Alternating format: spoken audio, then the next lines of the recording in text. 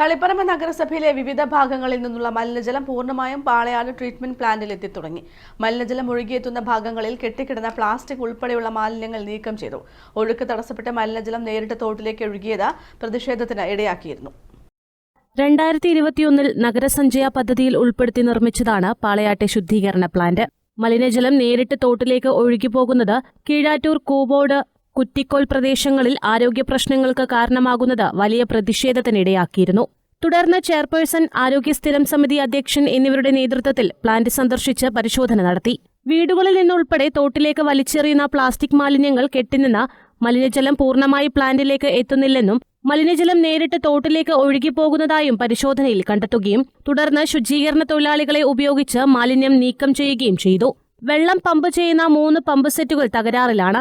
ഇവയ്ക്ക് പകരം പുതിയത് സ്ഥാപിക്കുന്നത് ഉൾപ്പെടെ അറ്റകുറ്റപ്രവർത്തികൾ നടത്തുന്നതിനായി കേന്ദ്ര ഫണ്ടിൽ നിന്നും 25 ലക്ഷം രൂപ ലഭിച്ചിരുന്നു. ഇതിനായി തയ്യാറാക്കിയ പദ്ധതി ശുചിത്വ മിഷന്റെ അംഗീകാരത്തിനായി സമർപ്പിച്ചിരിക്കുകയാണ്. പ്ലാന്റിന്റെ ശേഷി 1 MLD ആയി വർദ്ധിപ്പിക്കാനുള്ള അടിയന്തര നടപടികളും പുരോഗമിക്കുകയാണ്.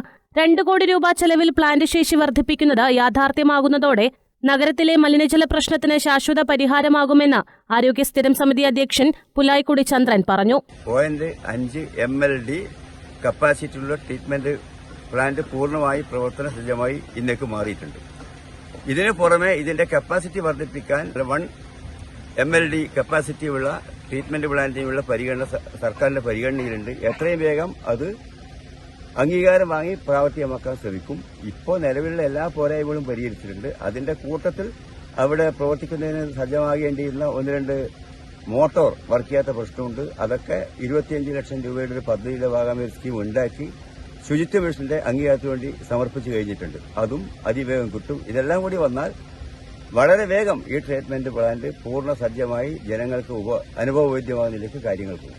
വീടുകളിലും സ്ഥാപനങ്ങളിലും പ്ലാസ്റ്റിക് മാലിന്യങ്ങൾ ഉൾപ്പെടെ ശേഖരിക്കുന്നതിന് നഗരസഭയുടെ ഹരിതകർമ്മസേന സജ്ജമാണെന്നിരിക്കെ പലരും തോടുകളിലേക്ക് വലിച്ചെറിയുന്ന ശീലം തുടരുകയാണ്. വലിച്ചെറിയൽ ശീലം ഒഴിവാക്കാൻ എല്ലാവരും തയ്യാറാകണമെന്നും നഗരസഭാ അധികൃതർ പറഞ്ഞു. News bureau, Taliparamba.